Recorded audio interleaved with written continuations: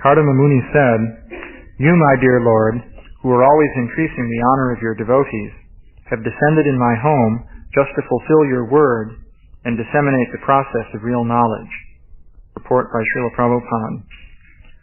When the Lord appeared before Kardama Muni after his mature yoga practice, he promised he would become Kardama's son. He descended as the son of Kardama Muni in order to fulfill that promise. Another purpose of his appearance is Chakirshur Bhagavan Jnanam, to distribute knowledge. Therefore, he is called Bhaktanam Manavardhanaha, he who increases the honor of his devotees. By distributing Sankhya, he would increase the honor of the devotees. Therefore, Sankhya philosophy is not dry mental speculation. Sankhya philosophy means devotional service.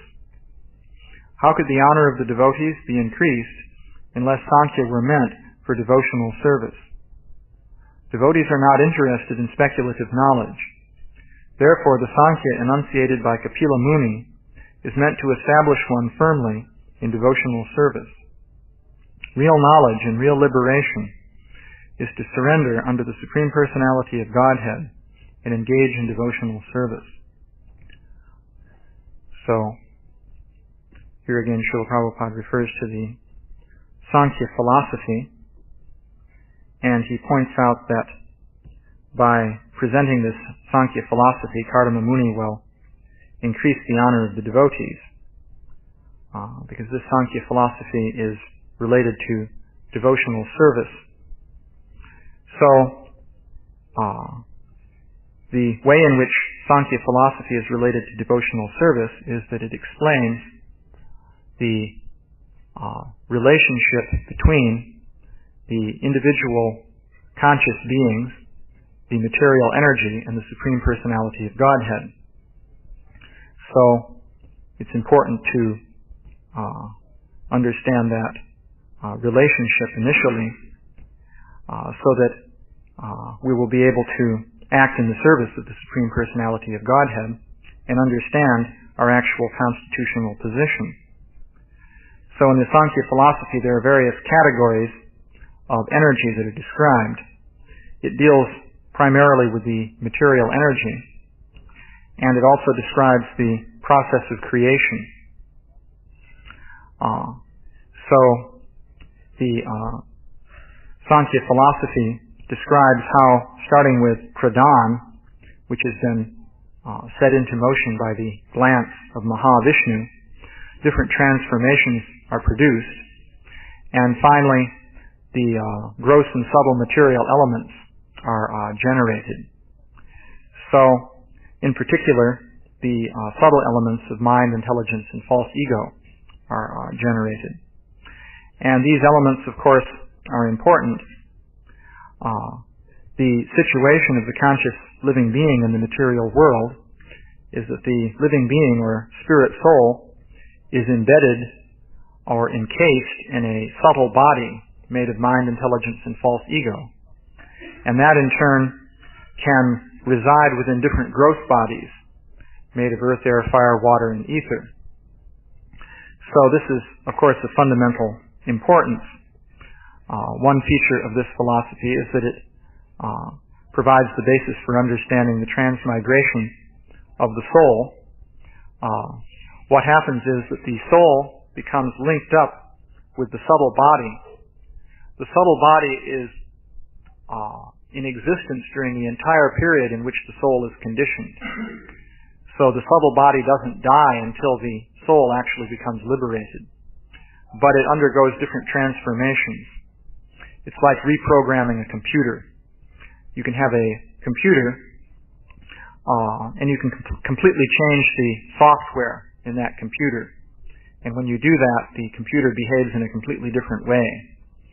So similarly, the subtle body continues to exist throughout the period of the soul's conditional existence, but it's continually being reprogrammed based on the activities of the soul. And this programming determines the mental and physical situation of the spirit soul. So, one feature then is that there's this element called mind. Now we find, though, that in modern society, the intellectual elite of modern society doesn't accept any of these things. But of course, we don't want things to remain that way. Lord Chaitanya's movement is supposed to spread everywhere and become extremely prominent in this particular portion of the Kali Yuga. I mentioned the other day that this devotee Atma Tattva came across a reference in Shastra to this 10,000-year period of Lord Chaitanya. You'll find it in the Brahma Vaivarta Purana. So, for a period of 10,000 years, devotional service to Krishna following Lord Chaitanya's Sankirtan movement will become very prominent. But it's not prominent yet. So therefore, we're in the initial phase, actually, of a revolution of consciousness in which current ways of thinking are going to radically change.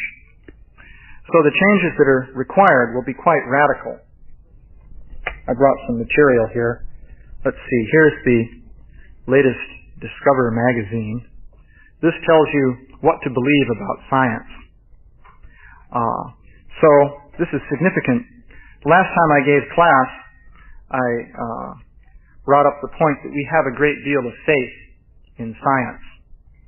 And certainly the scientists, the point was raised in that class that the scientists are great experts in their field. They've devoted years of study to becoming expert, and ideas within the scientific community are rigorously scrutinized by scientists, and every idea is challenged and given a very severe examination, so that surely an idea can only be accepted if in fact it passes this rigorous scrutiny. So what do scientists say about this mind business anyway? Well, you'll find that there are scientists who agree that consciousness is quite mysterious. Here we've got 3 interviews. In fact, this Discover magazine has on the cover 10 great unanswered questions of science. So here the 10 questions are listed, and one of them is, what is consciousness? So consciousness is a great unanswered question of science. However, does that mean that there's some kind of soul which might transmigrate? Can a scientist of today admit such a possibility in the scientific community? Well, no. It doesn't work that way. For example, in this discussion, there's a fellow named Koch, very prestigious scientist, who is talking about the mysteries of consciousness, and he's talking about the idea of an observer in the brain that, sees what's going on in there. Because you have sense data transmitted into the brain by nerve impulses, and then finally, there's consciousness of what is being sensed. So that would suggest that there's an observer that senses what's going on in the brain. So he says, of course there's a problem. There's a you, that is, there's an observer, and there's no such observer in the brain. We don't want to go back to the notion of a homunculus looking at this. And then the Discover interviewer says, that would be going back to the idea of the little man in the brain. And Koch replies, exactly. So, we don't want to do that. Of course, what is this little man in the brain? This homunculus? Well, that would have to be the soul. That's what they're referring to. Some non-physical observer, or even a physical thing that could be an observer. It's more or less recognized, though, that a physical thing cannot be an observer, because a physical thing is a machine made up of little parts. And as soon as you analyze it, you see the need for an observer of that machine. So they're presented with a problem. However, they have a basic solution to this, and that is to get down to the neurons in the brain. Because wherever consciousness may be, that's where it will be, the neurons of the brain. And then here we have a fellow named Terry Winograd, who's famous in the field of artificial intelligence. So He's a fellow who, in the early days, created a little program that could talk and execute verbal commands. And that was quite an accomplishment. He became quite famous for that. However, it couldn't talk the way we can. And he finally came to the conclusion that you'll never be able to program a computer that can really think the way a human being does. Can't do it. So the Discover interviewer asked him, well, do you think then that, there could be something to consciousness that is non-physical and beyond the brain? And he emphasized that, well, no, he didn't think that at all.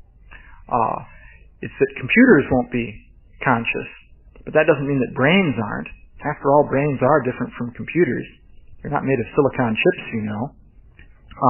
And he says, I'm ultimately a materialist. So I would say, of course, if you really could duplicate it, that's the brain, piece by piece, it would all be the same pieces. There's no ethereal soul that makes me have consciousness.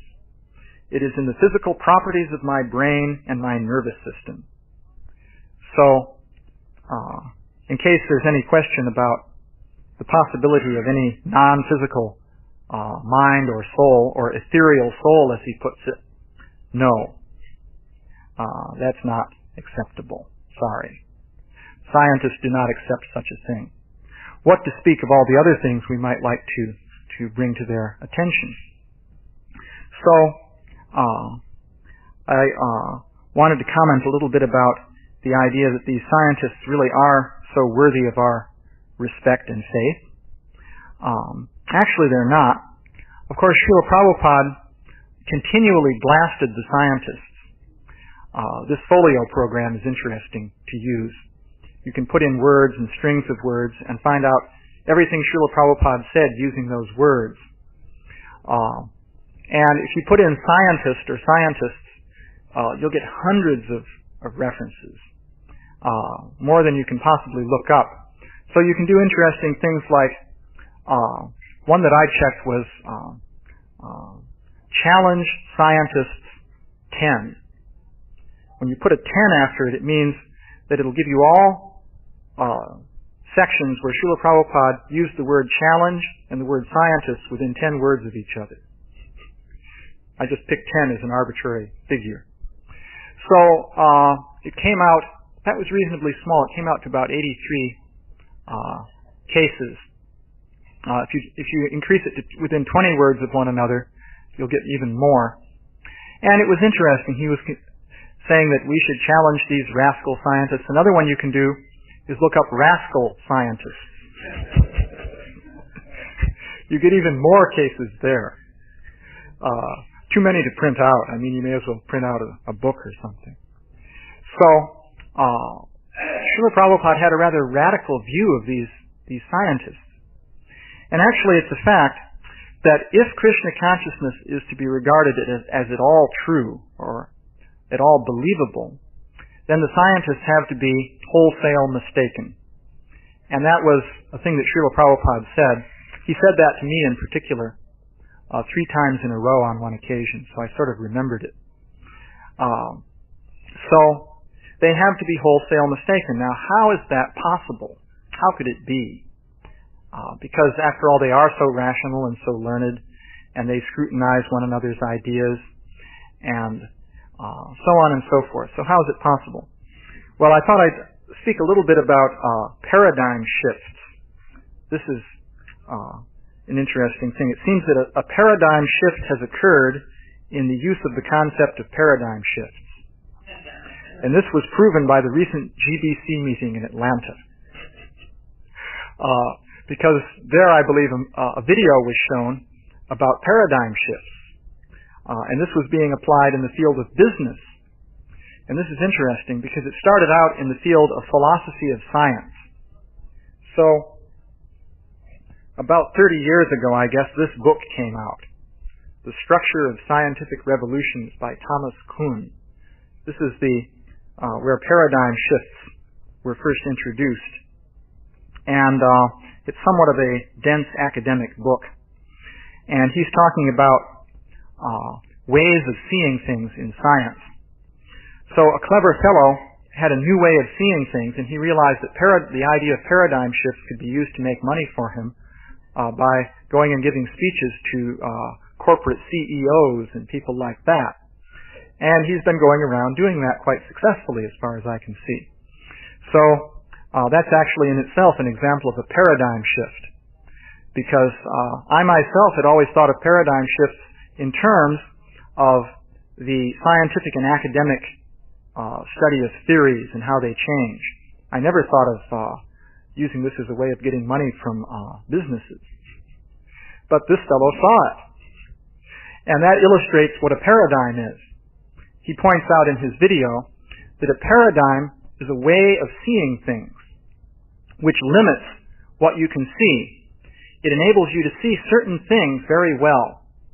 But by enabling you to see certain things well, it limits what you can see so that other things beyond the boundary of the paradigm you cannot see at all. You're blind to them. So, paradigms are very important, but at the same time they limit us.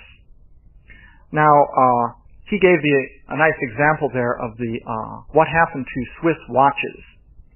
This was a pretty good one. It seems that a few years back in the 1960s, Switzerland was in the position of world dominance in the watch industry. They had some very large share of the market in wristwatches. So it seems that in Switzerland, somebody invented a new kind of watch. A fellow working for one of the main Swiss watch companies, in fact, or a team of people. They invented the quartz crystal watch with the electronics and the liquid crystal display, like this. So this watch was, they tried to promote this among the Swiss watchmakers, and it was totally rejected. The watchmaking expert said, who needs this? This is useless. That's not how you make a watch. We know about watches. We're the experts. So they put it on display. Apparently this was regarded as being so insignificant that nobody even bothered to patent it. And it was put on display at one trade show, and some Japanese fellows walked by, and the rest is history. Within a couple of years, the Japanese flooded the world with cheap watches built on this principle, and the Swiss share of the market in watches went down to 10% of the market from something like 80% previously, and hundreds of thousands, well, at least 80,000 or so, I think, Swiss watch workers were laid off. And so anyway, it shows what can happen when a paradigm shifts. So this video made interesting points then about paradigm shifts. But the original area where this was applied was to scientific theories. Scientists also have paradigms. These are ways of seeing things, again, which limit what you can see, so that certain things just aren't visible to you. And it's recognized widely that scientists are very good at seeing if something fits the accepted paradigm, and of recognizing things that do fit the accepted paradigm. And when they're busy scrutinizing one another's ideas very intensely, that's what they're doing. They're seeing whether or not the ideas that are being brought up fit the existing paradigm.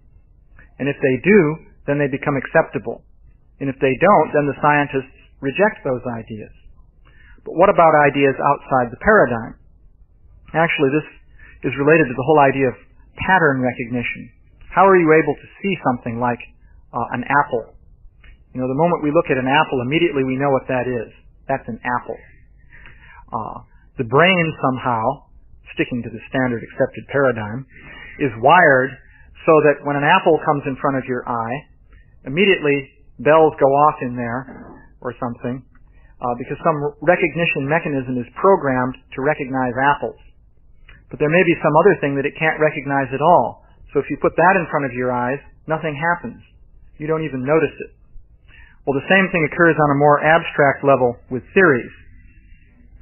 So, what Kuhn was describing was the process whereby paradigms change. And it's very interesting to see how that happens, because they do change. To give you an example, there's the theory of continental drift. The prevailing idea in geology today is that continents move around. Europe and the United States used to be right together, and there was no Atlantic Ocean. And then a big crack appeared, and they separated apart, and gradually the Atlantic Ocean formed. This is now accepted.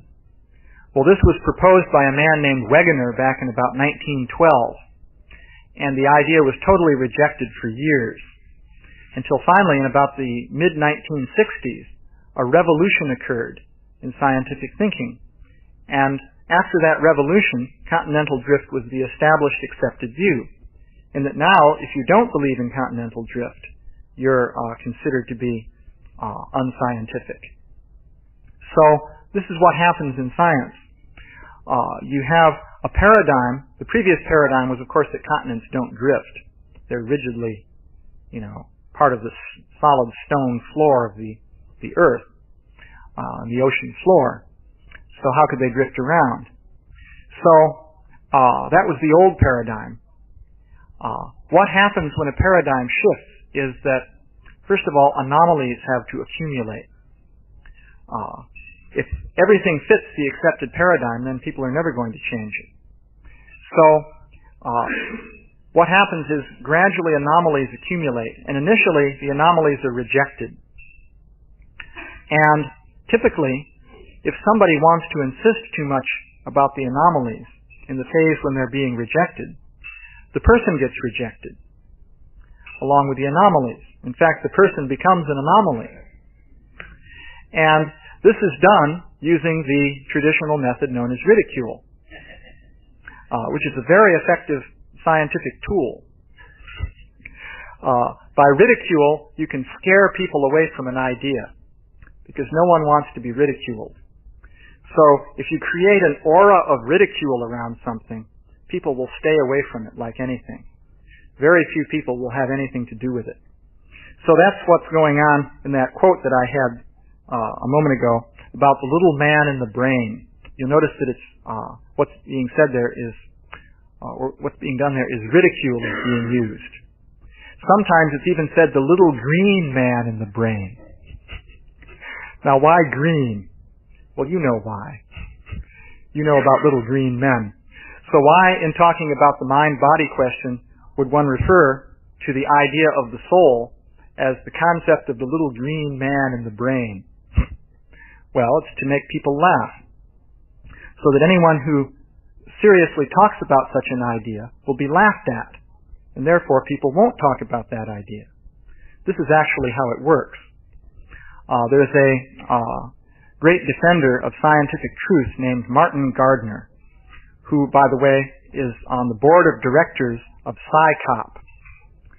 PSYCOP is the Committee for the Scientific Investigation of Claims of the Paranormal. So these people police the scientific world to make sure that no paranormal claims are accepted. And one of his aphorisms is that a horse laugh is worth 1,000 syllogisms.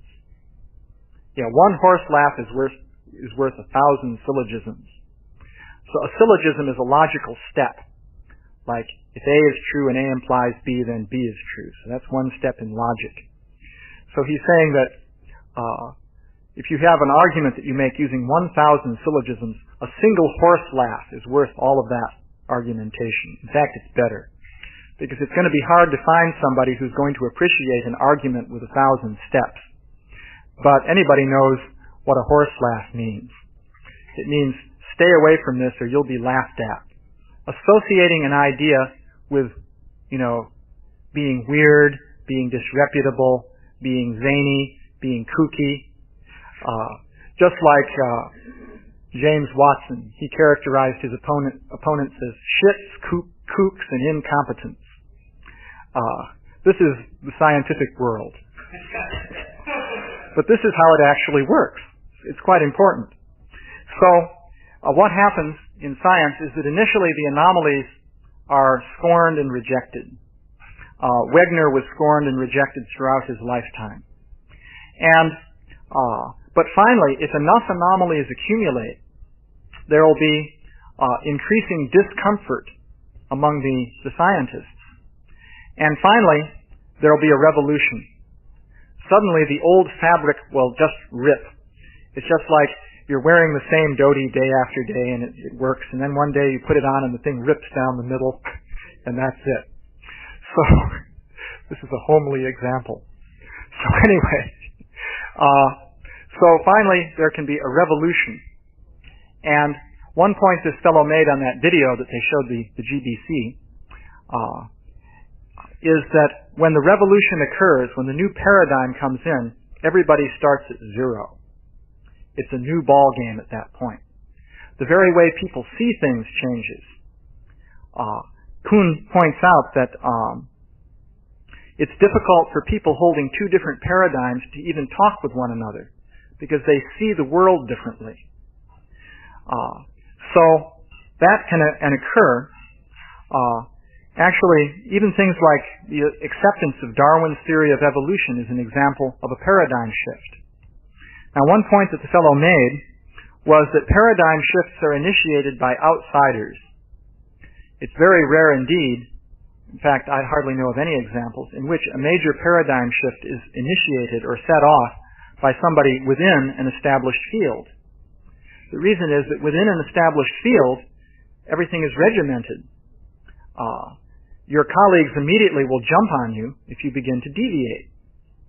So, in that setting, it's very difficult to start a new paradigm. So to introduce the new kind of watch in Switzerland was extremely difficult. In fact, it wasn't possible there. An outsider had to do it, namely the Japanese. So, the same thing happens in science. Paradigm shifts are brought about by outsiders. Now, Darwin, by the way, was an outsider. He, in fact, was a recluse, practically. He was independently wealthy because his father was a very wealthy physician. He never had to work a day in his life, and he lived in a comfortable Victorian mansion out in the countryside in East Anglia somewhere, and just worked on his researches. So, another aspect is that for a paradigm shift to occur, a lot of anomalous material has to accumulate. In fact, what Darwin did was he spent 20 years building up his case. He finally wrote the most successful unread book in history, practically. Because whoever reads Darwin's Origin of Species, just a few people have ever read the thing. It's practically unreadable. It's packed with lots of facts, and a few people did read it, and they realized that, it's time for the paradigm to shift. Basically, the balance, the total mass of material, at that point shifted. There was a revolution in thought, and within, let's say, 30 years, Darwinian evolution was the accepted way for educated people to think about the origin of life. Yeah? I'm wondering, you're saying it was an accumulation of facts, sort of like on a fulcrum. It's just so many anomalies built up, it just shifted. Yeah. I'm wondering if just accumulation of anomalies, that's enough, or how much has been social factors, like I'm thinking of Christian consciousness and ours as being shifting, as far as becoming a worldview, accepted the idea of there being a soul and paranormal things. How much, if you look back at history, when there's been these shifts in worldview, the general public worldview, how much of it is just fact? How much of it is social circumstances? Well, social circumstances refers to how people are seeing things. And that's related to the accumulation of new ideas, which are the anomalies. You see, a fact is an idea. One may think that a fact is one thing. That's hard, solid evidence, and an idea is a sort of nebulous thing in the mind. Actually, a fact is an idea. Because what is a fact anyway? It's just an opinion that somebody expresses. I may say it's a fact that the bones of Lucy were dug up in Ethiopia. But all I'm doing is giving you another idea. If you accept it, then it's a fact. If you reject it, then it's some crazy idea. So fact is just another kind of idea. But as ideas accumulate, people become aware of them, And at some point there's a critical mass. So it is social. The process of the paradigm shift is a social process, but it's a process involving ideas, how people think about things. In the case of Darwin, so many different ideas. The idea that the world works mechanically, that had to seep into people's thinking. Initially that was very foreign to Western thinking. Newton triggered off a big paradigm shift in that area, and he was back in about 1650. Darwin's revolution occurred about 1850. So the mechanical idea of things began to seep in. Old ideas such as the existence of angels as something real gradually were fading away. Boyle, the inventor of Boyle's law, literally believed in the reality of angels. And that was part of his traditional belief system. He wasn't a radical. But in his day, such things were still believable. So gradually those were going out and the mechanical concept was coming in. Fossils were being studied. Dinosaurs were being excavated. And big public exhibitions of dinosaurs were being created. Just before Darwin's time, in the Crystal Palace near London, big iguanodon sculptures were being created and the public was touring through. And the concept came that the world used to be different from what we think it is now. There were these monstrous creatures and so on. So all these things begin to percolate into people's thinking. And finally, it seems you get a critical mass where there are enough anomalous ideas that didn't fit into the old way of thinking, that the old way finally breaks. And then you still need, though, somebody to work hard to introduce the new theory. It's not that it's just going to happen automatically, but you have somebody like Darwin who did research for years and years, really working to make his case, and then you have people like Thomas Huxley. Thomas Huxley, instead of doing research for years and years, he was a very great debater. He took Darwin's material and he went out and lectured everywhere and beat people in debates. The famous one was when he beat Soapy Sam Wilberforce, a big Anglican bishop, in a public debate, and made a fool of the man. So at that point the balance shifted. And the new paradigm became established. Even so, there was great resistance. There was a period of controversy. Darwin didn't publish his work for 20 years because he was afraid of that controversy. He was afraid of what they would do to him. Call him all kinds of bad names and just make life hell for him. So he finally only published when Alfred Russel Wallace came up with the theory at the same time that he did, and he realized that if he was going to establish priority, he had to publish right away, so he rushed into print at that point.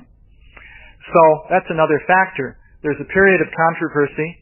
The pioneers are going to be called bad names. This is the thing that has to be recognized. If you want to be the pioneer in a paradigm shift, the point man on the leading edge, you're going to get a lot of flack. The people who follow afterwards will be in a much more comfortable position. It's just like the Marines going into the enemy lines. The first guys really get shot at quite a lot. So this is the nature of the paradigm shift. So the same thing applies with us, which is of course why I brought up this whole thing, because we want to bring about a major radical paradigm shift. And so that means in every way we are fundamentally challenging how people think. And Srila Prabhupada laid the groundwork for this by pointing out that the accepted scientists are wholesale mistaken. They're really off. And that means a lot of anomalies have to accumulate, and they have to be brought together and explained and broadcast into people's consciousness on a massive scale. So that's one of the things that we have to do. We have to recognize that a radical position is required, and we have to be prepared to defend a radical position, and that means also we have to be prepared for all the ridicule and abuse that initially comes with that.